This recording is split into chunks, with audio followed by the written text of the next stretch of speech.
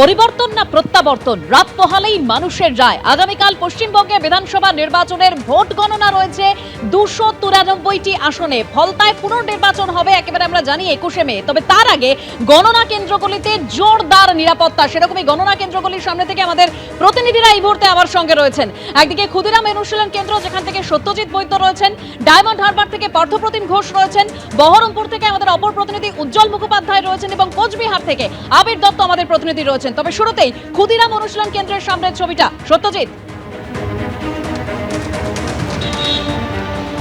দেখো, এই মুহূর্তে ছবিটা তোমাকে দেখাবো যে দিনভর তুমি দেখেছো যে দফায় দফায় এখানে নিরাপত্তা পরিদর্শন করতে এসেছিলেন বিভিন্ন রাজনৈতিক দলের প্রতিনিধিরা। সেরকমই এখন এই মুহূর্তে কুণাল ঘোষ তিনি এসছেন দেখতে, এবং তুমি বাইরের ছবিটা দেখলেই বুঝে যাবে যে সিআরপিএফ যেমন রয়েছে তেমনি পুলিশ কর্মীরা রয়েছেন। পাশাপাশি তুমি সিআরপিএফের টহলের সময় কয়েকদিন আগে পর্যন্ত যে সাঁজোয়া গাড়ি দেখেছিলে সেই গাড়িও এখানে মজুদ রয়েছে।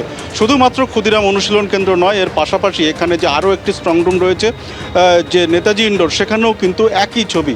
আর এর পাশাপাশি তোমাকে বলে রাখি যে পুলিশের যেমন উচ্চপদস্থ কর্তারা তারা এখানে এসে দেখে গিয়েছেন যে নিরাপত্তার বন্দোবস্ত কি আছে বাইরে এবং ভিতরে। পাশাপাশি সিআরপিএফের উচ্চপদস্থ কর্তারা তারা এসেছিলেন যে ভিতরের নিরাপত্তা ব্যবস্থা ঠিকমতো আছে কিনা, অর্থাৎ রাত পোহালেই যে গণনা শুরু হবে সেক্ষেত্রে নিরাপত্তার বন্দোবস্ত সব ঠিক আছে কিনা আগের দিন তা পরিদর্শন করে গিয়েছেন। তার পাশাপাশি কিন্তু বাইরে অর্থাৎ বেশ কিছুটা দূর পর্যন্ত আশপাশের এলাকা তারা কিন্তু সমস্তটাই পুঙ্খানুপুঙ্খ খতিয়ে দেখে গিয়েছেন যে নিরাপত্তার বন্দোবস্ত ঠিক আছে কিনা।